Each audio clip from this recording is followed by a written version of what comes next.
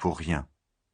Mon sang, c'est-à-dire ma vie, sera peut-être ajouté comme une offrande au sacrifice que votre foi présente à Dieu.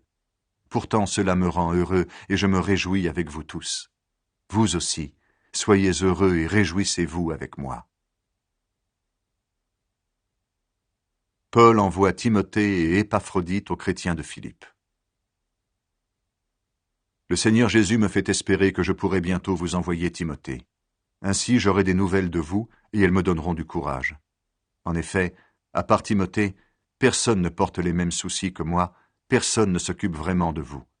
Tous cherchent leur intérêt et non celui de Jésus-Christ.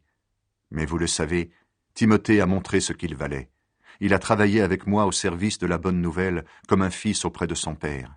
Donc c'est lui que j'espère vous envoyer dès que je verrai clair dans ma situation. Et le Seigneur me rend sûr d'une chose, je vais bientôt venir chez vous, moi aussi. Pourtant, je pense qu'il faut vous renvoyer Épaphrodite. C'est mon frère. Il travaille et combat avec moi, et vous l'avez envoyé pour me servir quand j'en avais besoin. Il désire beaucoup vous revoir tous et il est inquiet parce que vous avez appris sa maladie.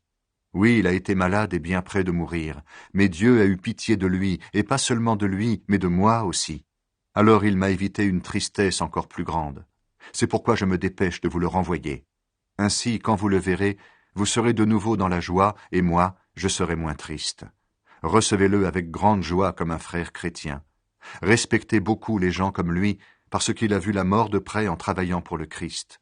Il a risqué sa vie pour me rendre service quand vous ne pouviez pas le faire vous-même. Paul met sa confiance en Jésus seul. Et maintenant, mes frères et mes sœurs, soyez dans la joie à cause du Seigneur. Cela ne me dérange pas de vous écrire les mêmes choses, et pour vous, c'est plus sûr. Attention aux mauvais ouvriers, à ces chiens qui donnent trop d'importance à la circoncision. Les vrais circoncis, c'est nous. En effet, nous servons Dieu avec l'aide de son esprit, nous nous vantons à cause du Christ Jésus, nous ne mettons pas notre confiance en nous-mêmes. Pourtant, moi, je pourrais avoir confiance en moi-même. Si quelqu'un d'autre peut penser qu'il a raison d'avoir confiance en lui-même, moi, je peux le penser encore plus. J'ai été circoncis 8 jours après ma naissance, je suis né israélite de la tribu de Benjamin. Tous mes ancêtres sont juifs et j'obéissais à la loi de Moïse comme un pharisien fidèle. J'y tenais tellement que j'ai fait souffrir l'Église. Au sujet de la justice qui vient de la loi, on ne pouvait rien me reprocher. J'ai cru gagner beaucoup avec ces choses-là, mais maintenant, à cause du Christ, je trouve que c'est une perte. Connaître le Christ Jésus, mon Seigneur, voilà le plus important. À mon avis, tout ce qu'on gagne, ce n'est rien à côté de cette connaissance.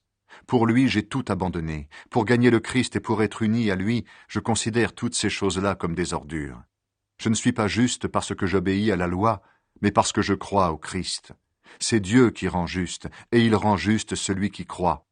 La seule chose que je veux, c'est connaître le Christ et connaître la puissance qu'il a fait se lever de la mort.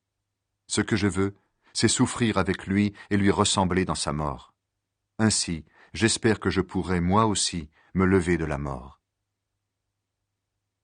Courir vers le but. Je ne veux pas dire que j'ai déjà atteint le but ou que je suis déjà parfait, mais je continue à courir pour saisir le prix parce que le Christ Jésus m'a déjà saisi. Non, frères et sœurs, je ne pense pas que j'ai déjà obtenu le prix. Mais j'oublie la route qui est derrière moi, je suis tendu en avant et je fais la seule chose importante, courir vers le but pour gagner le prix. Dieu nous appelle d'en haut à le recevoir par le Christ Jésus. Nous qui sommes des chrétiens adultes, nous devons penser de cette façon. Et si sur un point vous pensez autrement, Dieu vous éclairera aussi là-dessus. En tout cas, continuons la même route que nous avons suivie jusqu'à maintenant. Frères et sœurs, imitez-moi. Nous avons donné l'exemple. Alors regardez ceux qui vivent en suivant cet exemple. Oui, je vous l'ai dit souvent, et je le dis aujourd'hui en pleurant. Beaucoup de gens vivent comme des ennemis de la croix du Christ. Ils finiront par se perdre. Leur Dieu, c'est leur ventre, et ce qui doit les couvrir de honte, ils s'en vantent. Eux, ils pensent seulement aux choses de la terre. Notre patrie à nous est dans les cieux, et celui que nous attendons comme sauveur, le Seigneur Jésus-Christ, viendra des cieux. Alors il changera notre faible corps pour le rendre semblable à son corps glorieux. En effet, il est assez puissant pour tout mettre sous son pouvoir. Conseil. Mes frères et mes sœurs très aimés, J'ai très envie de vous revoir. Vous êtes ma joie et vous me faites honneur. C'est pourquoi, amis très chers, restez fidèlement unis au Seigneur. Évodie et Syntyche, je vous le demande avec force, soyez d'accord entre vous en restant unis au Seigneur. Et toi aussi qui travailles fidèlement avec moi, je te le demande, aide ces deux femmes. Elles ont lutté pour la bonne nouvelle avec moi, avec Clément et avec les autres frères qui travaillent avec moi. Leurs noms sont écrits dans le livre de la vie.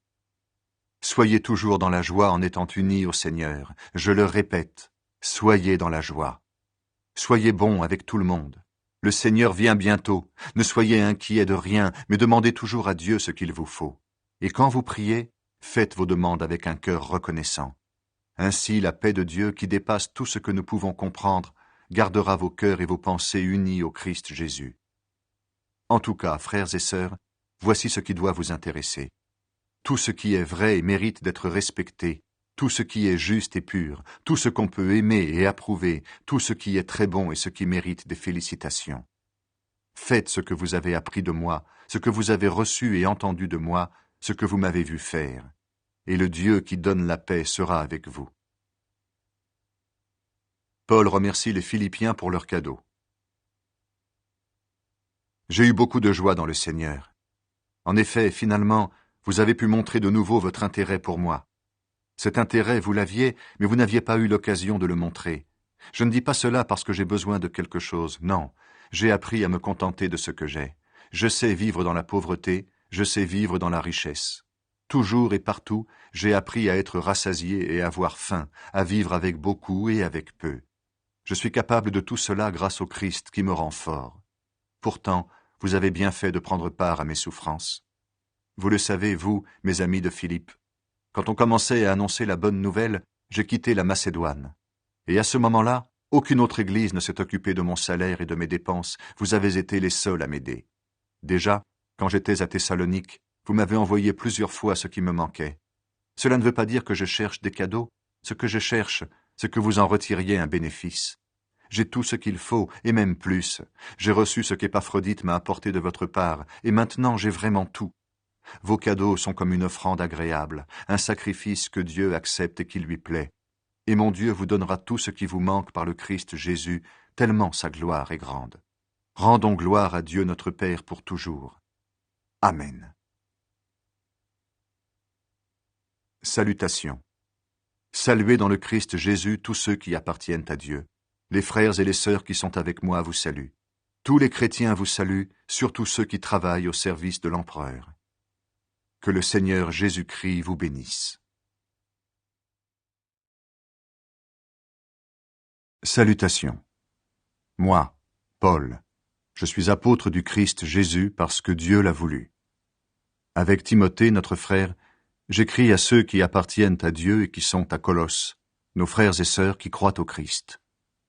Que Dieu notre Père vous bénisse et vous donne la paix. Paul remercie Dieu. Nous remercions toujours Dieu, le Père de notre Seigneur Jésus-Christ, quand nous prions pour vous. Oui, voici ce que nous avons appris.